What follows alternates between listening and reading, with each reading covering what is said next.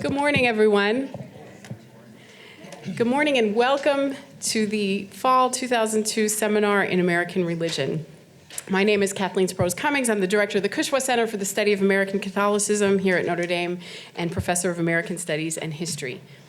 It's wonderful to see so many familiar friends, and I also want to extend a particularly warm welcome to those of you who are joining the seminar for the very first time, particularly our graduate students. I also want to give a special thanks to the Ansari Institute for co-sponsoring today's event. For over 40 years now, the Seminar in American Religion has provided scholars of North American religion and other interested parties an opportunity to discuss a recent notable book published in the field. And of course, the topic of our seminar this morning is Dr. Philip Jenkins' book, Climate, Catastrophe, and Faith: How Changes in Climate Drive Religious Upheaval, published last year by Oxford University Press. It's my pleasure to introduce briefly our distinguished panelists for this morning, beginning with our featured author. Dr. Philip Jenkins is professor of history at Baylor University, where he also serves as the co-director of the program on historical studies of religion. After receiving his PhD from Cambridge University, Professor Jenkins accepted an appointment as assistant professor of criminal justice at Penn State University. After 15 years, he shifted departments and began serving as the director of the university's religious studies program, eventually holding appointments in both the religious studies and histories departments. He was named an Emeritus Edwin Earl Sparks Professor of Humanities in 2007, and in 2012 accepted a post as Distinguished Professor of History at Baylor, where he is also a Senior Fellow in the Institute for Studies of Religion. Philip specializes in the study of global Christianity, of new and emerging religious movements, and of late modern US history, particularly the Cold War. He is an amazingly prolific author with over 30 books and countless articles which span a wide range of disciplines and fields encompassing sociology, criminology, and religious demography. Among those many titles, this audience may be especially familiar with his Future of Christianity trilogy, The Next Christendom, The Coming of Global Christianity, now in its 3rd edition, The New Faces of Christianity, Believing the Bible in the Global South, and God's Continent, Christianity, Islam, and Europe's Religious Crisis, all published with Oxford University Press. He's also the author of The New Anti-Catholicism, The Last Acceptable Prejudice, published with Oxford in 2003. Philip has also written extensively for popular audiences and periodicals, including The Christian Century, The Atlantic, First Things, and Christianity Today. A little bit of research on my part revealed his last known visit to the University of Notre Dame was in May of 2002, when he was a participant in a panel on the Three Kingdoms and the New British History, sponsored by the Keoughtnon Institute for Irish Studies. So 20 years is a long time. Welcome back. We're delighted to have you back on campus. We're also fortunate to have with us two excellent commentators to get our discussion started this morning, Dr. Celia Deane-Drummond and Dr. Peter Thuesen. Professor Deane-Drummond is Senior Research Fellow in Theology at the University of Oxford, where she also serves as the director of the Laudato Si Research Institute.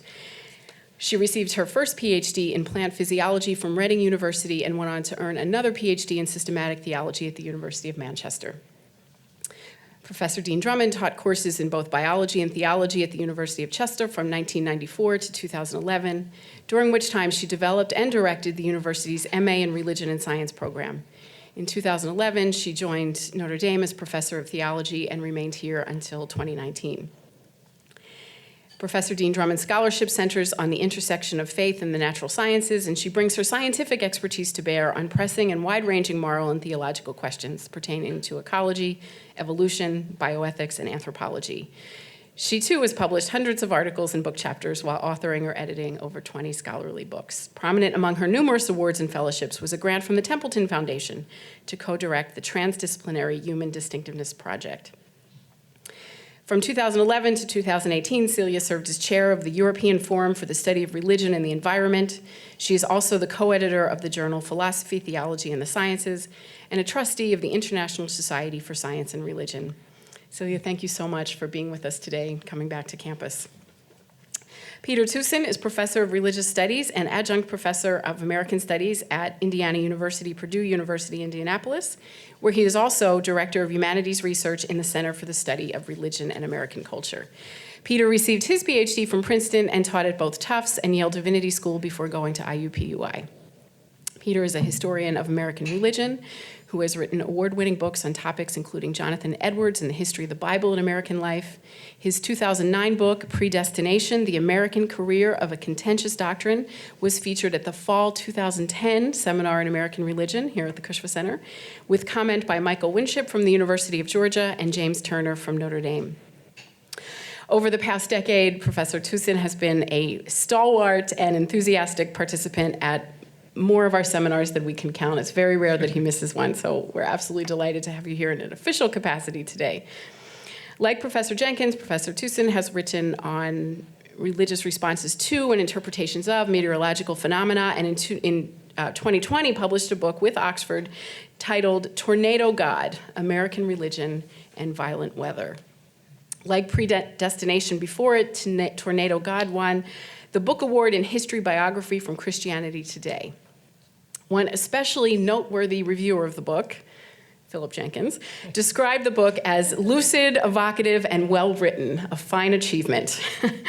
Thank you for being with us again, Peter. Now, for those of you who are new to the seminar, just a very quick note on format. We will hear from each of our commentators first, and then Philip will have an opportunity to respond briefly to them. We'll take a quick coffee break and reconvene and open the floor for a general discussion, which promises to be fascinating. With that, please join me in welcoming our first commentator, Peter Thuesen.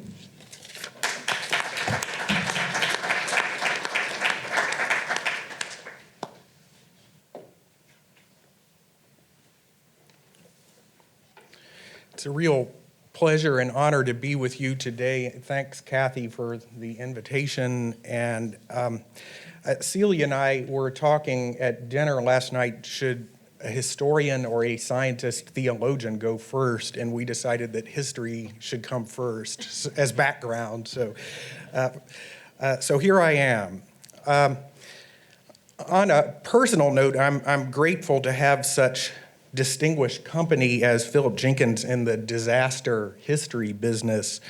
It's a lonely job telling people that the world is going to hell. In all seriousness, though, it's an honor to serve as commentator on Philip Jenkins, from whose work I've learned so much. As a young professor, I assigned his book, The Next Christendom, in my Christianity Survey course. That volume has since appeared in 3 editions from Oxford University Press, a testament to its wide influence in the field. I'd also like to acknowledge here that Philip Jenkins and I worked with the same editor, Cynthia Reed, who retired last year after a long career with Oxford. Everybody needs a good editor, and Cynthia's astute enthusiasm for Philip's scholarship has been a boon to the study of global Christianity. There are good reasons for an editor to like Philip Jenkins, and the reasons shine through in Climate, Catastrophe, and Faith. First is his talent for accessible, engaging synthesis. His writing is understandable by scholars and general readers alike. He resists fashionable jargon and tells a story plainly and succinctly with arresting examples. A second virtue of his work is its temporal scope. He's not afraid to range across centuries. For all the virtues of scholarly specialization, we also need historians who take the long view, who pay attention to the recurring patterns in history. A third virtue is geographic scope. Just as we need historians who aren't afraid to move beyond a single century, we need scholars willing to think beyond a single country's borders. In Climate, Catastrophe, and Faith, we get a vivid sense of the interdependence of nations, and even more of the inextricability of nations from the natural environment. These qualities, good writing, temporal scope, and geographic scope, are the virtues of the entire Jenkinsian corpus. But what are the historical or historiographical contributions of this book in particular? I'd like to mention 3 before raising some issues for discussion. First, Jenkins throws a new light on some familiar episodes in American religious history. Take the Great Awakening. Much has been written about revivalism between the years 1739 and 1742, but Jenkins notes that the same period was unusual for the horrific cold that smashed weather records on both sides of the Atlantic. In England, the Thames River froze over and disease outbreaks were rampant. In Ireland, at least 400,000 people died from famine or related causes. In New England, Narragansett Bay froze over and epic snowstorms paralyzed travel and later produced destructive flooding. Preachers quoted the words of Psalm 147, "Who can stand before his cold?" In this environment, the American colonists were primed for the revival preaching of Jonathan Edwards, George Whitefield, Gilbert Tennant, and James Davenport, who confirmed the people's impression that the world was poised on the knife edge of divine wrath. Revival preaching was a kind of catharsis, a self-abasement before God's power. I'm reminded of the derisive comments about Gilbert Tennant's preaching by the Anglican Timothy Cutler. Jenkins doesn't quote this, but it corroborates his argument, so I can't resist sharing it here. Cutler described Tennant as, quote, "a monster, impudent and noisy, and told them they were all damned, damned, damned. This charmed them, and in the most dreadful winter I ever saw, people wallowed in snow night and day for the benefit of his beastly brayings." A similar meteorological context fueled the religious enthusiasms of the burned-over district in the early 19th century.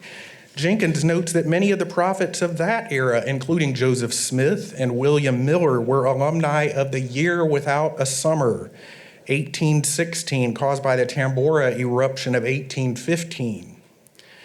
I think Jenkins is particularly astute in pointing out the meteorological apocalypticism of early Mormonism.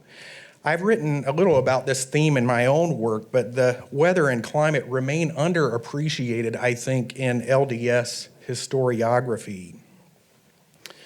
A key lesson from Jenkins' work is that when we see groups talking about the end of the world, we should ask what context makes such talk plausible. Second, Jenkins shows us how often climate catastrophe has incubated religious hatreds or intolerant orthodoxies. Other scholars have noticed the apparent correlation between climate upheaval and particular episodes of witchcraft hysteria or anti-Jewish violence, but Jenkins takes a broader view, revealing the long-term patterns. He also makes the case that both Protestantism and Catholicism became more rigid and intolerant when the weather became nasty.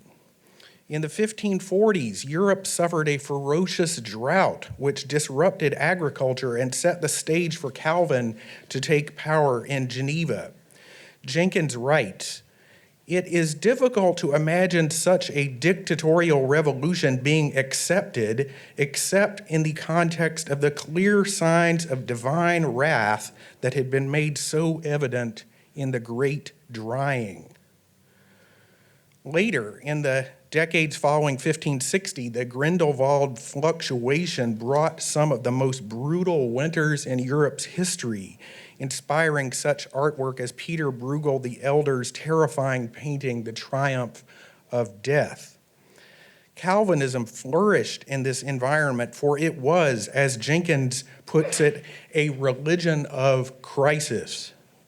Catholicism likewise became more militant and inflexible during Trent and its aftermath. Catholicism and Calvinism, Jenkins writes, looked like mirror images of each other. Third, as he has elsewhere in his scholarship, Jenkins demonstrates that the death of God has been greatly exaggerated. To be sure, in European cultures, the Enlightenment was powerfully corrosive of old religious assumptions. By the 19th century, supernatural explanations of natural disasters were becoming taboo in polite society.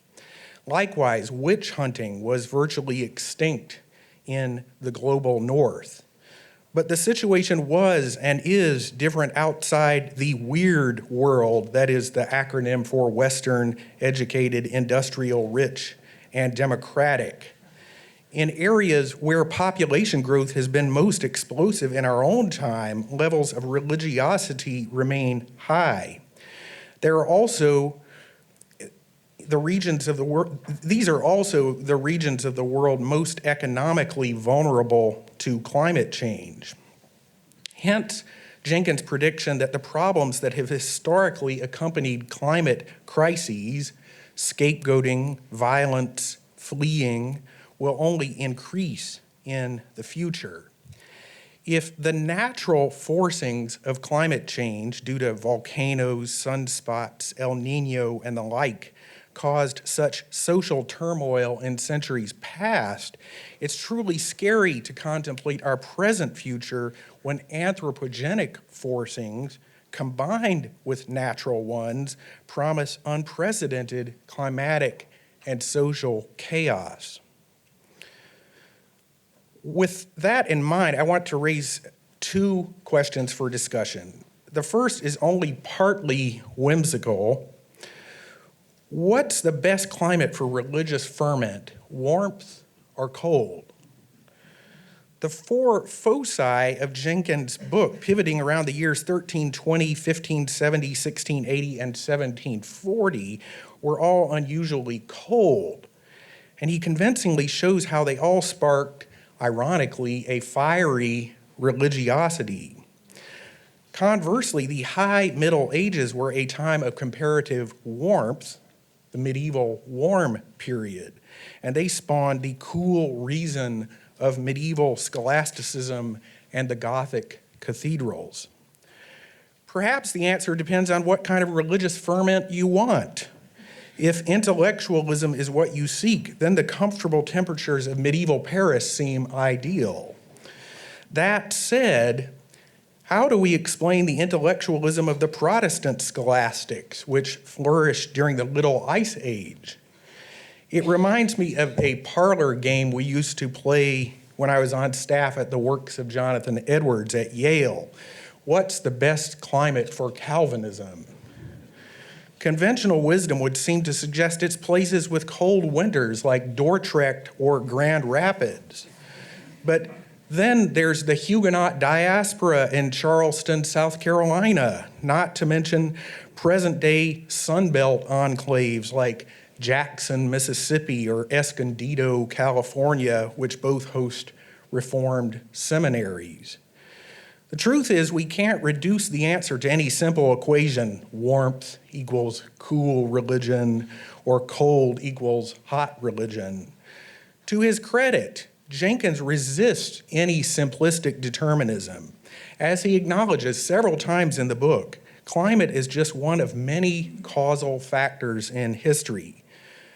We all know that causation can be difficult for historians to prove, especially as it concerns something as diffuse and complex as the natural environment. It's no coincidence that some form of the verb to coincide occurs in a number of places in Jenkins' book. It's easier to prove that climate disruption coincided with an uptick in religious fervor than to prove it actually caused it. And yet that should not stop us from heeding Jenkins' call to pay more attention to environmental factors. My second question asked Jenkins to put on his futurist's hat again. In light of the story he tells, what's the future of religion in the global north?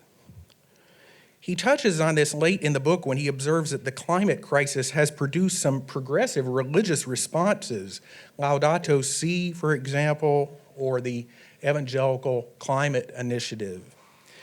But is it equally possible that in already secular context, the climate crisis will simply accelerate a move away from religion, especially among young people? A recent Gallup poll revealed that among Americans ages 18 to 29, only 68% believe in God, down 10 percentage points from a decade ago. As fiery religious conflicts erupt in other parts of a warming world, I wonder if this will contribute to a kind of negative feedback loop of secularization in the United States and Western Europe. Anecdotally, at least in my 18 years at IUPUI, my students seem to have become more and more repelled by what they see as coercive religion. I'm beginning to sense this dynamic in the abortion debate, for example, where religion itself is sometimes the unintended casualty of the imposition of a particular religious perspective.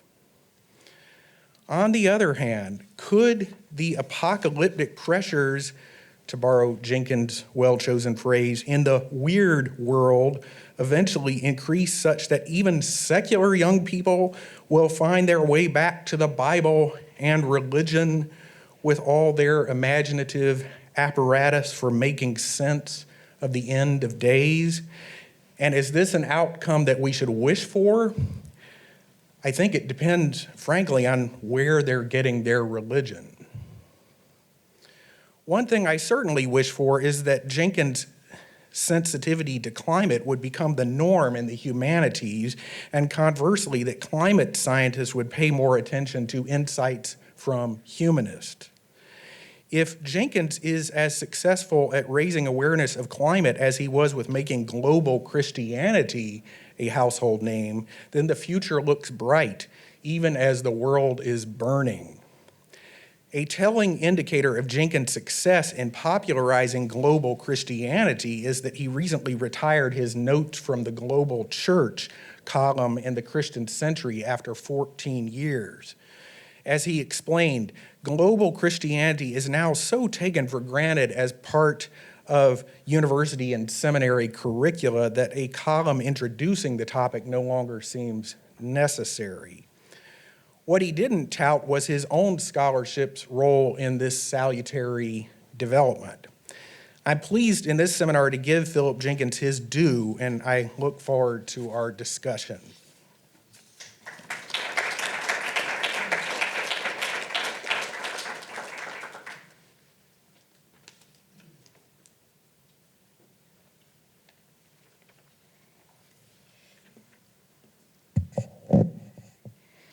So thank you so much for the invitation, and thanks to the Cushwa Center as well for the invitation to come here today. Like Peter, it's a real honor to be one of the respondents to this amazing book, and I would describe this book as beautifully written, erudite masterpiece in its scope, scale, and provocation. So thank you for the opportunity to read it and study it in a little bit more detail.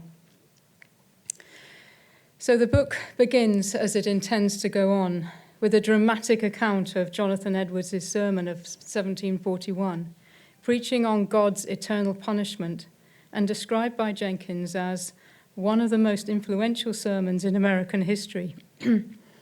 Tracing in this example the context of extreme weather and glacial cold that preceded Edwards' outpouring, gives a striking example of an association between religion and climate conditions that has, he argues, until recently remained dormant in historical analysis. And at the outset, he admits that not all religious changes were associated with changes in climate, and not all quite dramatic climate changes were associated with shifts in religious response. So he denies some kind of simple determinism. Other social, cultural, political factors clearly had to be in place for changes in climate to trigger religious responses.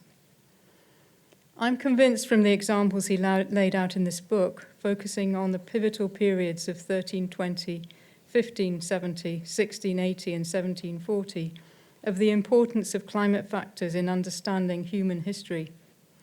His discussion of that history is primarily concerned with Europe and the USA, though he situates this in the broader contemporary climate discussion within a global setting. When suffering is extreme, the ideologies adopted may be nationalist or local, religious or political, populist or anti-elite. But it's the religious factor that runs like a thread through the book, while not ignoring social and political contexts that also contribute to recorded changes.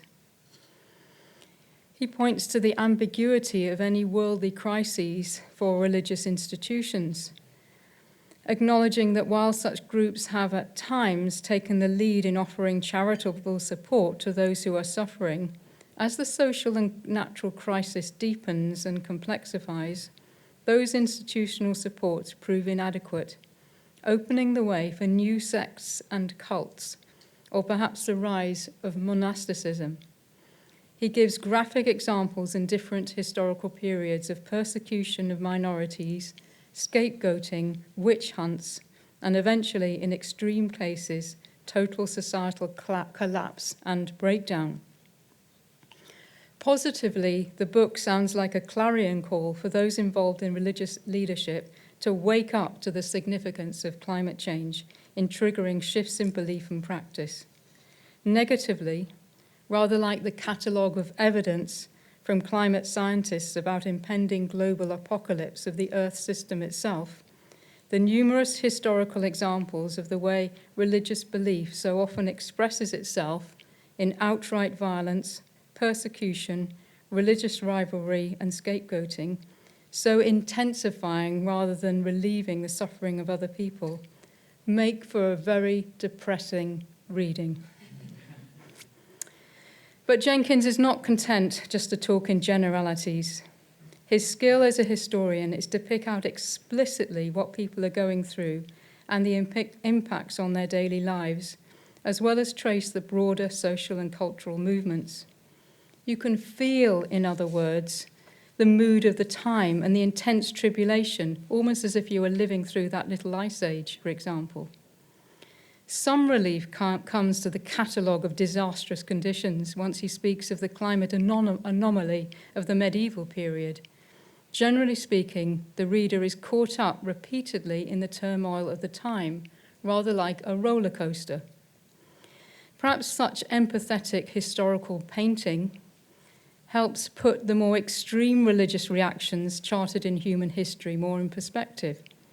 But as a theologian, the temptation towards understanding such suffering in terms of divine retribution is chilling and somewhat disturbing.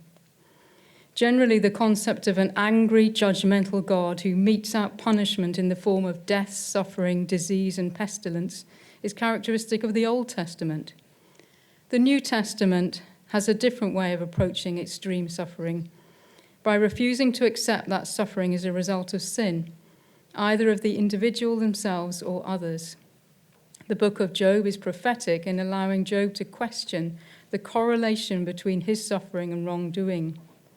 Hence, the standard wisdom of the Hebrew Bible begins to shift even prior to the coming of Christ, opening a different path towards facing those who are considered enemies or in response to sickness through natural or physical disasters.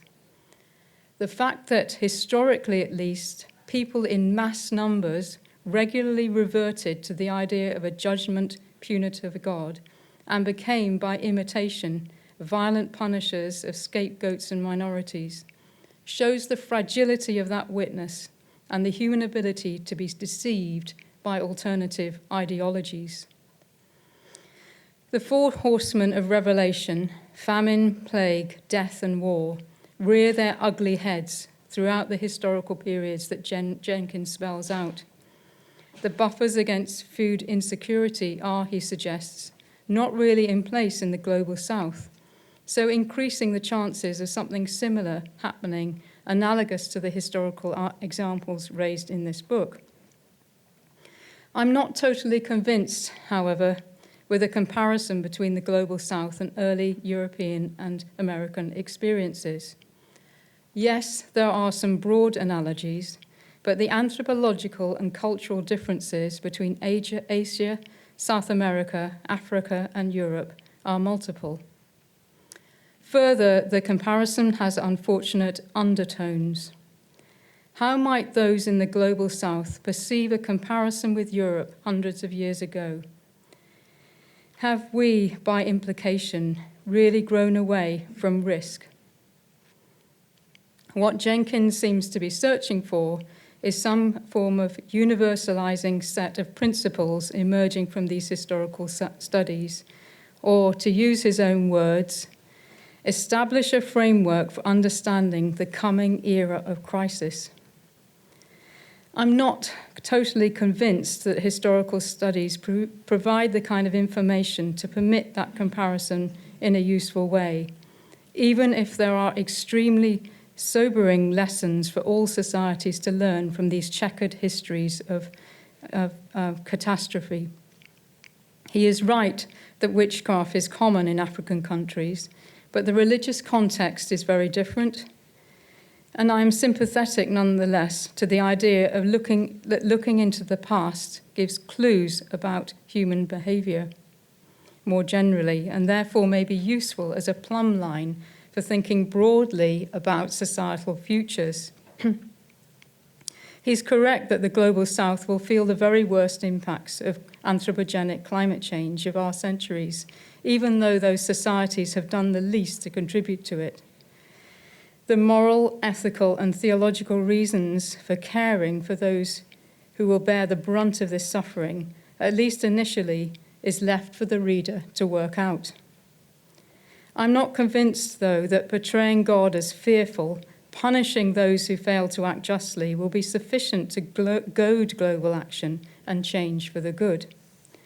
As a scientist by training, I was also intrigued by the reference at the start of the book to Stephen Jay Gould's idea of punctuated equilibrium.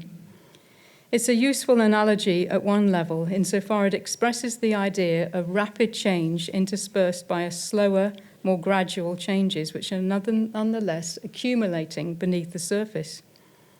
But this idea is not commonly taught anymore in scientific texts, since newer theories have come to the surface. One that could be relevant to Jenkins' argument is that of niche construction theory. Standard classic Darwinian theory imagined that evolutionary change in terms of adapting to extreme conditions through a selection process of those individuals best able to survive and reproduce. Niche construction theory and the wider extended evolutionary synthesis theory that incorporates it envisage a much more dynamic system of interchange between physical ecological conditions, which themselves often change in response to the biological agents that are evolving, and changes taking place at the genetic level in a highly complex interlaced web of relationships. Further and more importantly, those creatures able to move are to an extent agents of their own evolution rather than passive recipients of natural selection, since they're able to explore new niches along with corresponding biological and other changes. The comparison, of course, is at the level of analogy only, just as Jenkins highlights. But there's another allied field of evolutionary biology called cultural evolution, which, like Jenkins, aims to situate complex evolutionary history within a close study of the features and factors that may have led to those changes. The work is based on empirical data rather than qualitative historical research. Anthropological considerations of how and why religious belief responds to environmental disasters, including climate change, is part of the repertoire of this new field of cultural evolution.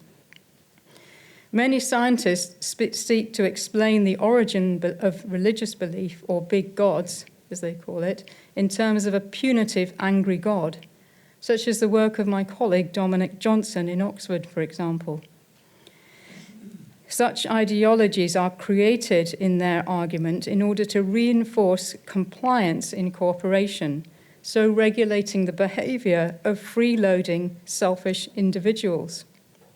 Within this broad body of literature, there is also a new, and I believe a significant, reading of anthropological change in deep time, which I think is important because it's related to putting much more emphasis on caring forms of cooperation in response to extreme threats to survival, rather than violent and destructive ones.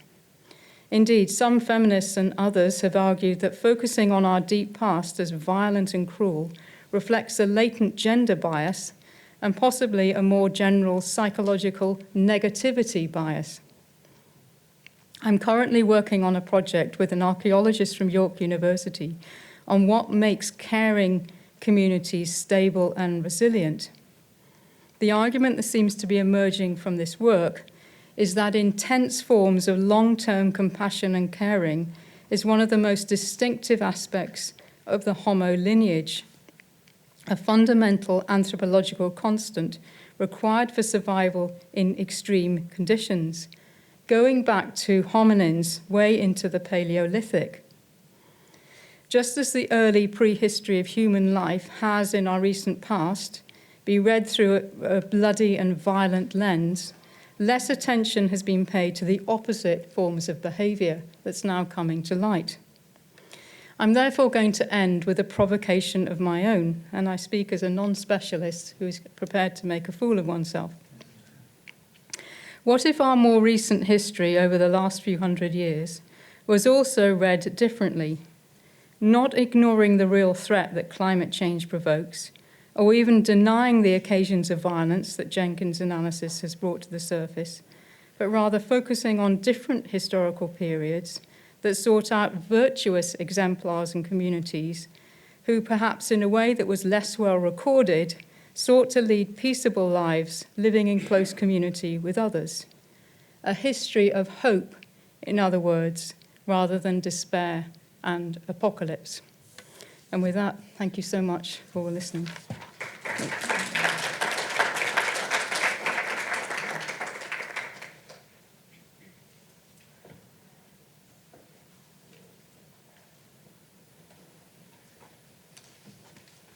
You'll notice I carry my phone everywhere for the simple reason of telling the time, and I have sworn faithfully that I will not overrun on this, and I propose to be good. It's an immense honor to be here. I'm so grateful to the Cushwa Center. This is an amazing event, and as the phrase goes, you can't throw a stone here without hitting a major historian of religion. I'm not going to try. Let me respond very briefly to those two terrific readings. With Peter, he asked a question about the impact on contemporary religion and the nuns, the N-O-N-E, the people without religious affiliation. That's one of the most important trends of the present century, and by the way, not just in the West. It's a very large phenomenon in Latin America, in parts of more developed countries in Asia. What do I think will happen in the global north? I lean to what he is saying, that I see very much a reaction against religious forms, and that climate catastrophes would not generate anything like, if you like, a religious revival in the north, that they would contribute to more of a sense of alienation from religion, that they would become less relevant, with one big exception. In the global north, as a result of climate change, there will be a great many new residents. And these will be migrants from the global south, and they will be importing a lot of these ideas. So it is a very mixed picture. I'll just make one comment, by the way, as I look back at writing the book, and something I learned very strongly. I realized in writing the book that I kept coming across references to the relationship between climate change, climate disaster, and plagues, pestilences, and diseases increasingly, okay, I'm not going to do a new edition called Climate, Plague, Catastrophe and Faith. I think enough doom in one title is enough. But that you cannot understand plague, pestilence, pandemic religion, except by paying full attention to climate contexts. I learn a huge amount from what Celia is saying about forms of evolutionary theory. I need to find out more about approaches like niche construction. Now, you know, as she says, I'm using punctuated equilibrium as an analogy. I'm in no sense, you know, writing a Darwinian story here. But I think it is very important to be aware of these dimensions. And I think she also makes an excellent point where she says, all right, look at the if you like, the caring and the support. When there is a catastrophe like that around the 1670s, you can certainly see scapegoating and hatred and violence, but often you do indeed see the creation of new movements of people who try and help victims, who help the victims of disease and plague. What happens to those people is varied.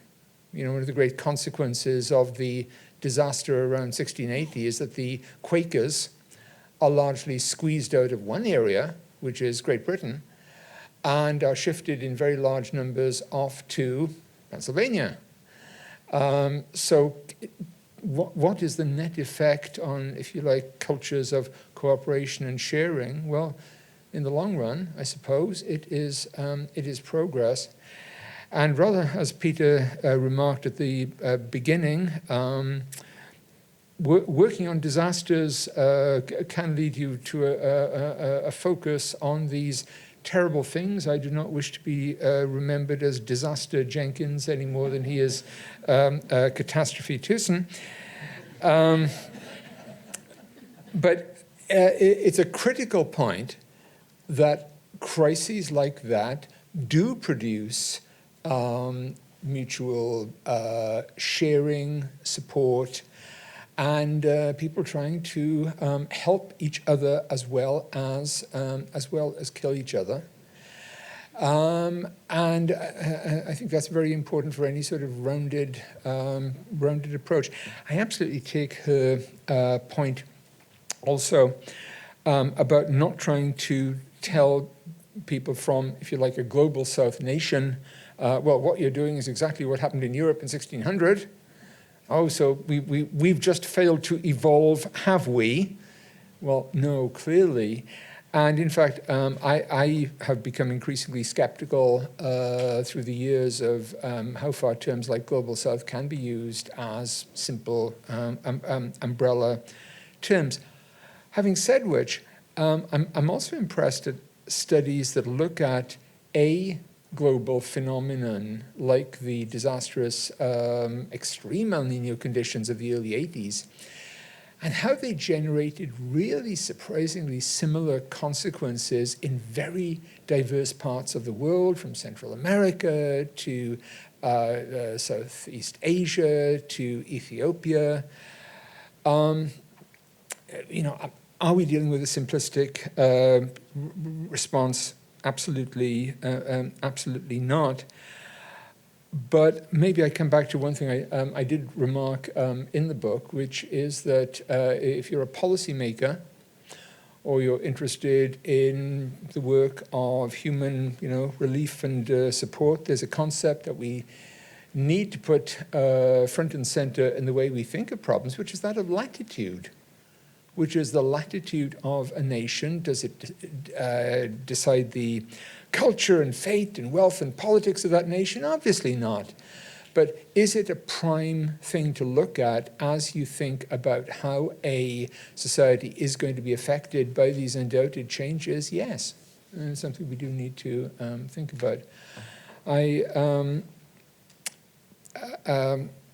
I swore on the name of Theodore Hesperer that I would indeed finish within 10 minutes, and I've done so. Thank you very much.